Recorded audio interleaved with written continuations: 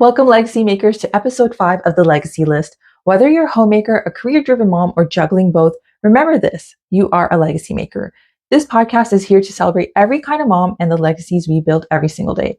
So today, I'm thrilled to introduce to you Sarah Qureshi, a powerhouse mom, an entrepreneur, and an all around inspiration. Sarah is mom to an incredible young man, and she's also the founder of QSI Security, a cybersecurity company she launched about 5 years ago after carving out a stellar career in the field. But that's not all. When Sarah's not running her own business, she's also helping her mom on the side in running a fashion boutique brand. And as a hobbyist, she's been creating her own organic skincare products. So let's talk about wearing many hats. Entrepreneurship truly runs in her blood. So in this two-part conversation, we're going to dive into how Sarah is raising a well-rounded, resilient, positive, and endlessly curious child. I know you're going to leave inspired, so stay tuned and let's get started. What is it like being a mom to a teen boy? What is it like in terms of your parenting style? I think that you have a firm yet fair parenting style because you almost have like a friendship with Samir, but I wanted to hear it firsthand from you. So I can tell you what he tells me as his feedback. Mm-hmm. So he said that I don't discipline him as much as I could. Oh, wow. So I hold back on disciplining, and I have a very high expectation of things he should and shouldn't do. Mm-hmm. And that expectation he's aware of. Mm-hmm. And sometimes he says that it just plays in my head and it holds me back from doing things that I think will disappoint you. So this is something he told me. Then. I don't know what's working, but part of me thinks that because he's a teenage boy, I don't exactly know how he feels, what he thinks. So I always ask a lot of questions. And every time we're out for a walk, he talks. He talks a lot about things that are important to him. And at that time, I make a point of quietly listening because he's a nonstop sharing mode in that time. He's just sharing a lot about his life. Precious moments to get a teen boy to open up. He tells me things which I think, I'm not sure if all children are like that with their mothers, but I find that he feels very comfortable sharing a lot. And I never get worried about things he shares with me. I'm always open. And there are things that are considered taboo that we discuss very frankly, very openly. And I think that helps keeping the dialogue going. So I know which part of his mind is inquisitive about something where I can step in to say, hey, have you thought about it from this perspective? It's not easy, but it's a lot of fun. That's a lot of fun. Yeah, he's a happy child. He's a happy person. And whenever he wants to, he plays the, I'm a man. I'm a man. You're my mom. You don't know what it's like. And I'm like, tell me what it's like. And then he tells me. Then he tells you. Yeah, then he tells me. So I think we're pretty connected. What kind of mom were you when he was an infant, when he was a toddler? Like, were you a helicopter mom, a chill mom? Were you the type of mom that had to be on top of every proper meal, like just follow the research? Were you very research driven? What type of mom were you? I would say, I don't know if it's called research, but I was a little search driven. If there was some aspect of parenting which I didn't fully understand, I tried to learn from other parents as well. I asked a lot of other people that, is your child doing this? What do you do? And I never followed the mainstream thinking, I think. I was, even when he was really young, he was a happy person. Always smiling, always chilled. He's still the same. So I never had to put a lot of effort into making him happy. There was no work. So by nature, he was already a happy. By nature, he was happy. Yeah. He was happy around people. He was happy on his own. He was just a happy person. I think that's my good luck, that he was born happy and he stayed happy. So I never had to be very strict in any manner. But I did make sure that his sleep was okay, that his bedroom temperature and whatnot, things when he was very little, because he slept so well, I made sure he read a lot. He has the biggest collection of books among all his friends and cousins combined, I think. He used to carry his books everywhere. Every time we'd be on vacation, he had his books from a very, very young age. He's had this affection for different narratives. One time he even asked me to take him to see an author. I think he was eight or 9. Okay. He goes, Mom, this author is coming to downtown Toronto at some Indigo. What's an Indigo? I said, Indigo is a bookstore where you go buy books. It goes, oh, he's coming to an Indigo in Toronto. Will you take me? Yeah. So unfortunately, I couldn't take him at that time. But he did order a signed book off the internet not too long ago. So he still has that affection for books. I think him being an only child and given the tools he had, he kept himself quite busy and content in his own way without needing somebody else to be there. A trampoline helped. A trampoline helped. He jumped on it every single day. So there was a lot of physical activity, a lot of sports. He was taking swimming classes. He was in soccer. So there was a lot of activity. So your style with a young child was to be research driven, but to also keep him kind of well-rounded with activity and also just opening up his mind through reading. Pretty much. He enjoyed reading because I spent a lot of time reading with him as a baby. But then we really wanted sports in his life. So I took a lot of time out for him. He did not enjoy swimming initially, but we just stayed with it, kept taking him to the pool. He would just sit there for hours. And eventually he just started swimming and never stopped. Oh, okay. So I think sports from a very young age, physical activity keeps the child happy regardless. So I used to go for walks. When he was around 18 months, I would go for like a 4-hour walk, a couple of bananas and his milk bottles and a few snacks. And we would go to the art gallery. Then we would go to the library. Then we would go somewhere else. And it would be like 2 hours there and 2 hours back. And he loved all of it. We'll stop by a park. We'll see a lot of people. So I think it was me keeping myself happy with activity, but I designed it so he enjoyed what he was seeing as well. Yeah. Like we'll go to the kids section in the library. Oh, I get that. I do that too. I'll take Ariella to the library and I feel like I'm thinking that she'll enjoy it and I hope she's going to, but I'm honestly there for myself too. Yeah. To get myself an outing. And then I think your own curiosity as a parent then goes into the child as well. Absolutely. I wanted to know about sports. Did you find that helped him in any way, learning any sort of skills with socializing, or did it teach him how to deal with failure if like a team didn't win?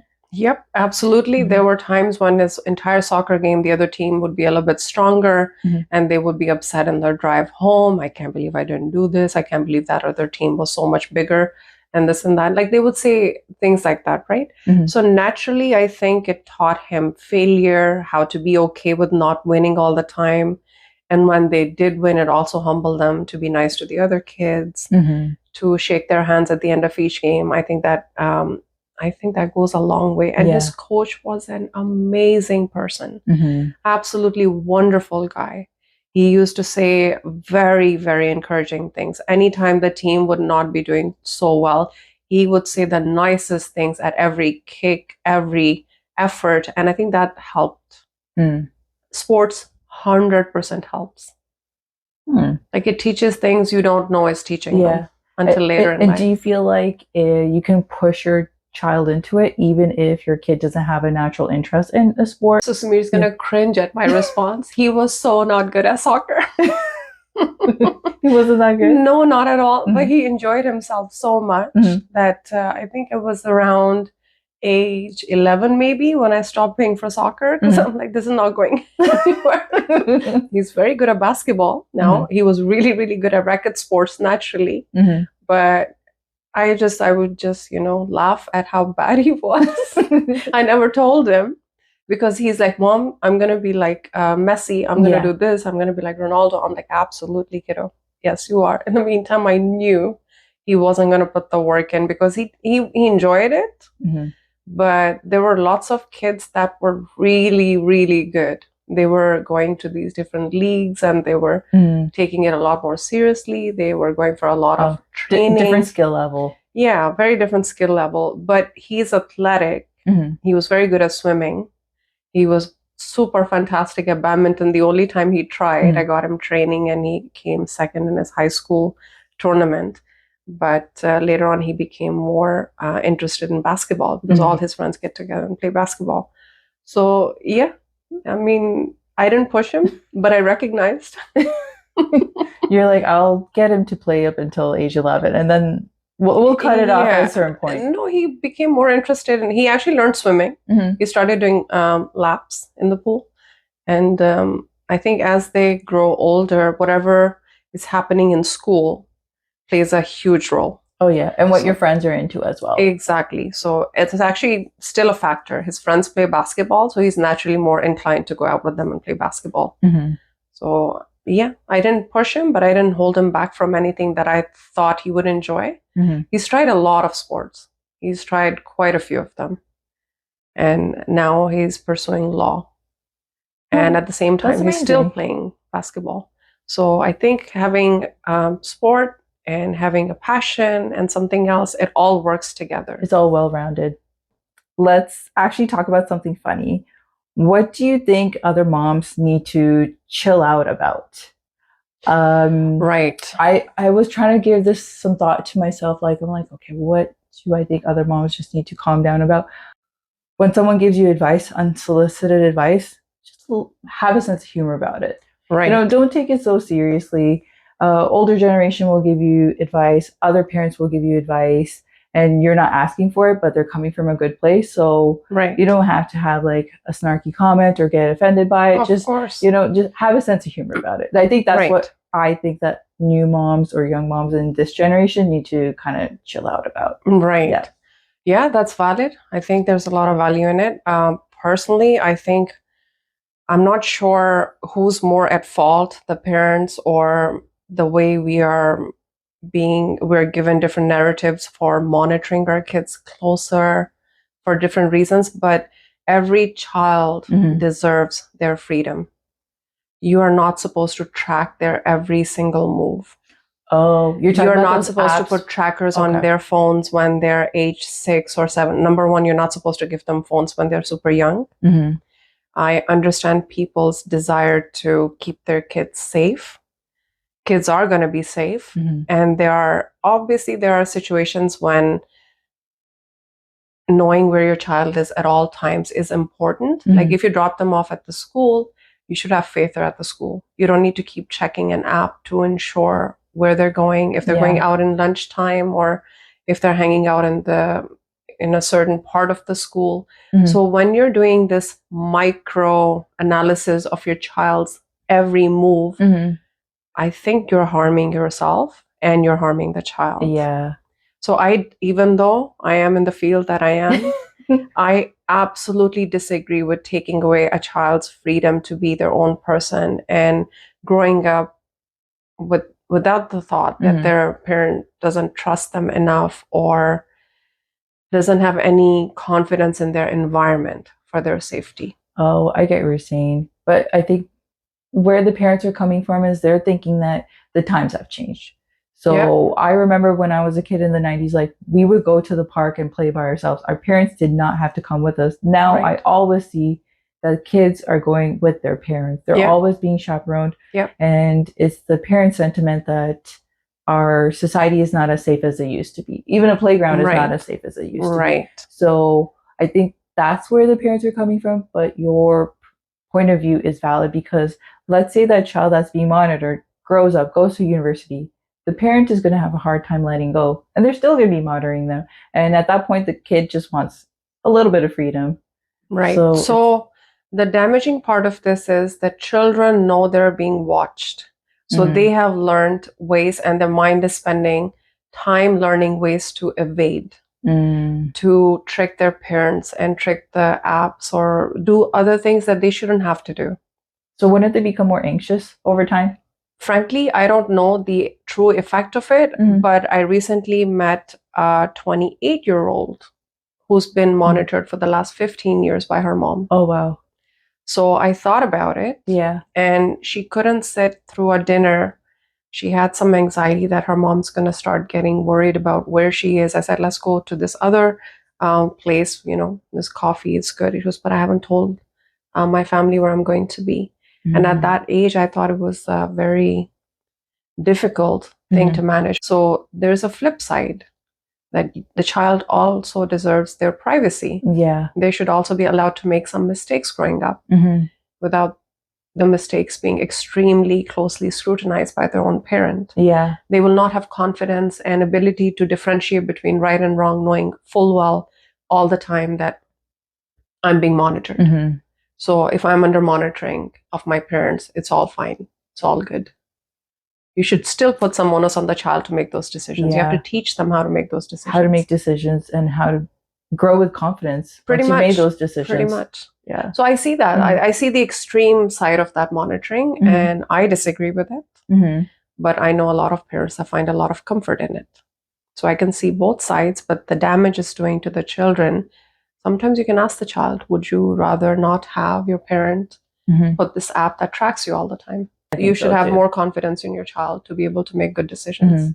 But just be there, talk to them every day. Yeah. So they can also tell you when they drop the ball. Oh, and not worry about, it's going to be like too bad of a consequence. There should be a balance, right? Yeah, there should be a balance. Pretty much. Sure. That's my position. That's what I think. Parents are doing way too much of these days. That's what they need to chill out about. 100% we need to relax a little bit and just have a lot more confidence in our children and teach them to grow. In the age that we're in, which is all about being self-centered and instant gratification, that's, I think, what our culture is about. How do you teach your child to be kind and to think about other people's needs as well? If you ask Samir now, when he was little, I used to say two things to him when I would drop him off at school. Be strong and be kind. I don't know why I said it. Now that I think about it, those were the two traits that I thought were important for him to feel strong enough to do what's right, but remain kind with other kids. Because there's a lot of stuff that happens on the playground. Oh, yeah. And kids can be very kind. They can be very vicious. They can go in any direction when they're that young, right? So I remember reminding him again and again, be strong and be kind. I actually reminded him a few days ago because I overheard him playing online and he wasn't saying the kindest things to his friends. Gaming online has its own culture. And I explained it to him that it doesn't matter what the environment and the context, you don't need to fit into an unkind conversation. You can still be a little bit kinder when you're talking, or don't say something. Yeah. Choose to not say something. Yeah. If you really want to enjoy the game, if you're playing, all your friends are talking a certain way. If you actually disagree with it, you don't have to partake in it. You can still enjoy the game. You don't have to match that level of conversation. A conversation that you wouldn't want them to talk that way in any circumstance, in any context. I get what you're saying. They're probably like degrading each other for pretty much not playing as well in the game. Yeah. I think it's a cultural, like a gaming culture thing, but I have to still remind him that, you know what, even now, you still have to be kind because you're still, at the end of the day, you might be talking to a friend that you wouldn't talk to in that same fashion if you weren't gaming. Because being polite always has a good consequence. Like you can never go wrong by communicating with respect, regardless of the context. You can have fun. Yeah. You can make the other person laugh. That's true. Yeah. Actually, when he was really young, this is so funny. One time he said to me, "Can I say a bad word? I have to tell you this joke with a bad word." I said, "Only if it's funny." Yeah. Don't just use swearing because I won't just laugh at just, and he uses that excuse to this day because, "Mom, I have to tell you something." And then he will use all sorts of profanity because it's funny just to share. But that's okay. You have to teach them time and place for tolerance of certain language and the power of words. Have you seen that movie? I think it's called 10 Things I Hate About You. I'm not sure if It's a really old movie, really, really old. I think it's a rom-com. It has the guy that played the Joker, Heath Ledger, in it. Okay. So it's when he was doing rom-coms. Anyway, so I wanted you to list 10 things that you hate that other moms do. One is monitoring. I was just going to say that. I've already said I was just going to say one is monitoring. We can build a list together. So my pet peeve is like when other moms at weddings just let their kids loose. Oh my God. And they're just like, all right, I have this is my social night out. I don't have to look after my kids. My kid's going to just take care of itself. Or right. So that's my thing that I don't like the other moms do. So. I don't like parents blaming their child when they're very young and they're acting out in public. I don't like parents blaming their child for that behavior. Being overly critical. Just blaming their child for what's happening. To say, oh, he just cries all the time, regardless. Or he's just like that. He throws a tantrum all the time. Or just like not taking any accountability for your parenting responsibility. I overheard a conversation at the dollar store where a parent was doing this. She was angry at her daughter for not remembering her password for her Sephora account. Oh my God. Just so they could collect Sephora points. And the daughter was over-explaining herself, like, I don't remember the password, blah, blah, blah. And then I'm thinking, like, is it really that big of a deal? So, yeah, I agree with you on that one. Like, just making them feel guilty about mistakes over and over just reduces confidence overall. I guess, yeah, absolutely. What else do I not? I mean, I'm not overly critical of looking at other people's parenting ways because every family has their own dynamic. Yeah. Some things may work for one family for parenting. It may not work for another family. That's fair. So if I can just tell you what I didn't like doing myself as a parent. I personally, oh my God, I feel like he was such an angel.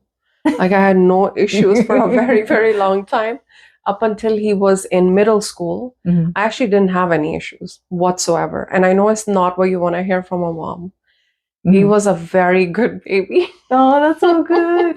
Okay, I don't want to jinx it, but I think I have a similar child. So I think she's going to be... So don't be surprised. I never experienced the terrible twos, the tantrums. And I can tell you the reason why I never saw a tantrum out of him to this day, ever. My dad, when he was only 2 months old, told me that never, ever take anything out of his hands. Just distract him. Yeah. I think I shared that with you before too. Yeah. So he said that never, ever, even if he's holding a knife, don't rush to get it out of his hand.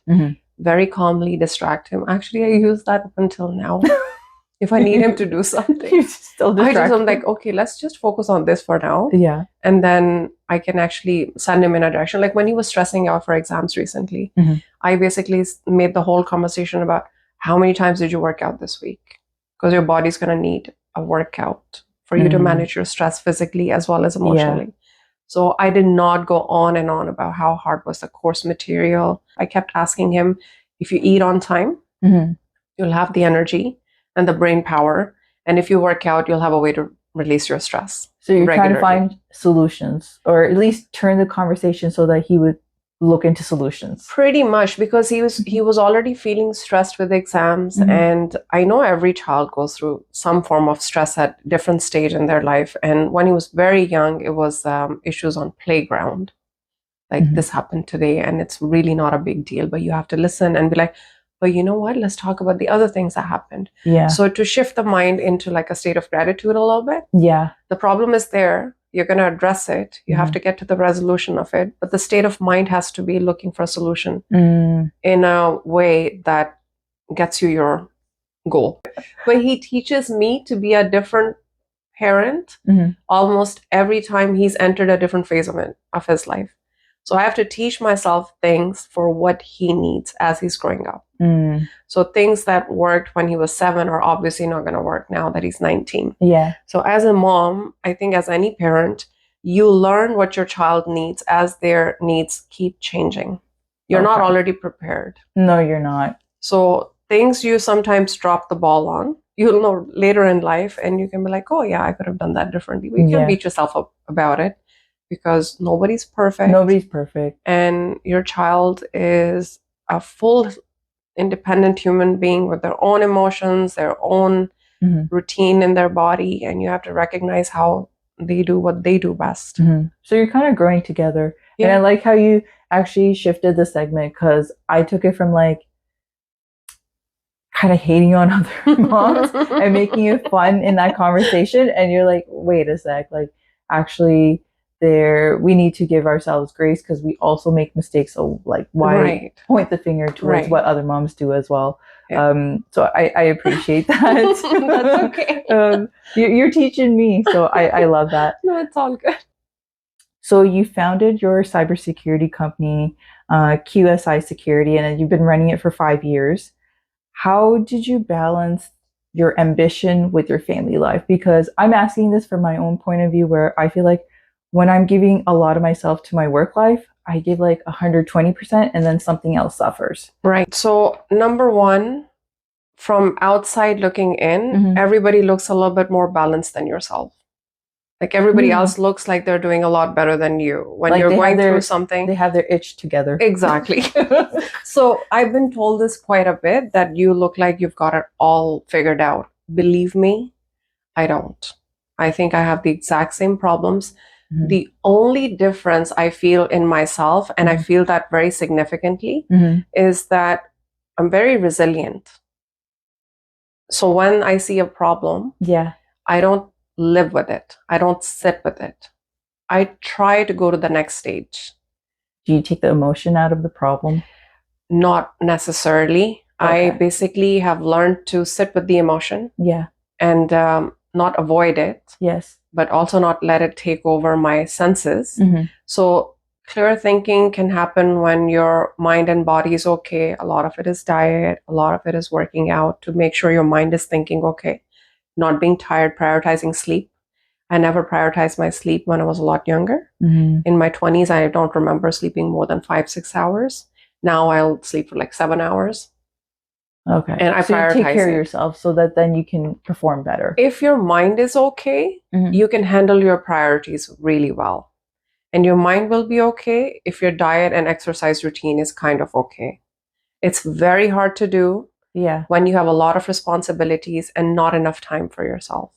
But there is a way to prioritize yourself, knowing full well if you're okay, everything you do is going to be okay. And you're surrounded by desserts no matter where you go. You go to the grocery store, the dessert aisle looks so fun. But I had to be hard on myself to do well physically. So one thing I learned is that if I'm going to put the work in, my body needs to be on my side too. So that's the first thing. Okay. And actually, I have to thank my family for helping me eat healthier, because I brought that thinking home a little bit more and they agreed with it.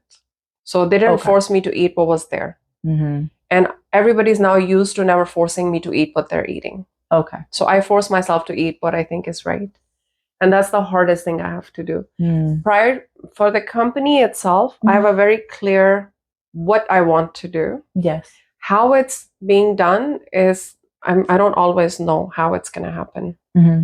But it figures itself out, because my intention is to build and grow. So I'm going in a direction, and I'm learning every year. I'm learning something so new, so different for the next stage of the company and the next stage of the company. If I now think about what I was doing in year 1, it's extremely different from what I'm doing in year 5. So it's ever evolving. It is. The very first year was all about the logistics of getting it up and running. And the next few years were a little bit in response to what the customers wanted. So I didn't have to figure out the direction a lot in the first few years. Now I'm driving it with an intention. Okay. So again, if I always pick up Samir's call, even if I'm in a meeting, I will just send him a quick note. Is it an emergency? If not, then, I can just finish the meeting and call him.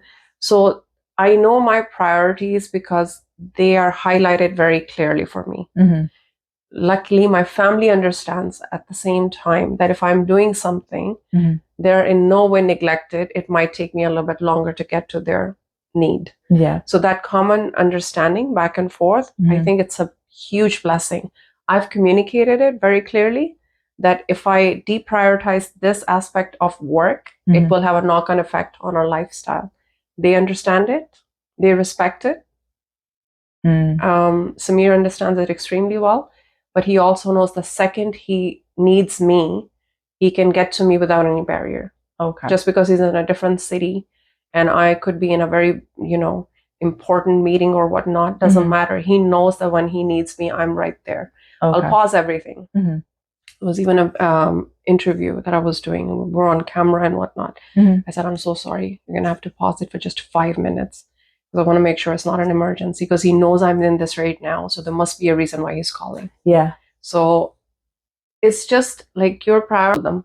That makes sense. I think you found like a good balance where you have good support from family and you've Yes. communicated where you need the space to prioritize work. Yes. But I think you always come back to like give them enough time. And what I noticed in you over the years is that you are happily busy. Because some people can be like dragging their feet and they're like, oh, I don't want to do this. True. But you are happily busy working towards like your next thing. And I can sometimes see the wheels turning. Yeah. Where you're like, oh, I have this idea. I'm going to do this. I'm going to do this. It's ambitious and also courageous to just try something. It's exciting too. It's exciting. It keeps you curious. Thank you for tuning into this episode of the Legacy List. In this part 1 conversation with Sarah, I walked away truly inspired, and I hope you did too. Sarah opened up and shared insights that I know we can all apply. My biggest takeaway was the importance of creating a safe space by simply listening. So this is so important because then our kids will feel comfortable being honest with us and won't feel the need to be secretive at all. I also appreciate Sarah's reminder that we all make mistakes as parents, so it's better to be cognizant of this so that we avoid judging ourselves and others because everyone is truly just doing their best.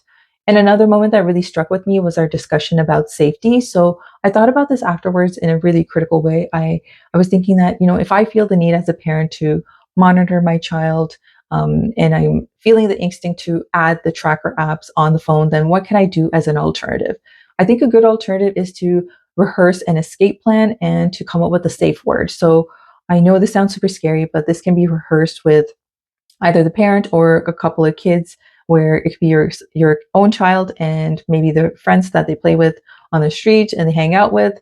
So this is a really good tool, and I think it's worthy to rehearse this because you never know where you may have to use this, unfortunately. And I did come across a mom that was on Instagram lately who said that she has an escape plan and uses a safe word with her kids and rehearses this every now and then because unfortunately she's had to actually apply this twice before. So I think that's a really good alternative to using the tracker apps. Another thing that I loved about this episode was that we got really candid, and you can't really have an honest conversation without a truth bomb. So there was definitely a truth bomb dropped in this episode, and that was that Sarah never let her son know that he was not the best soccer player. So instead she let him enjoy the game, and she prioritized like basically protecting his joy rather than being brutally honest with him. And I thought that was a very beautiful thing that she did. So that's one of my knowledge nuggets or takeaways that I'm also going to take away from this episode.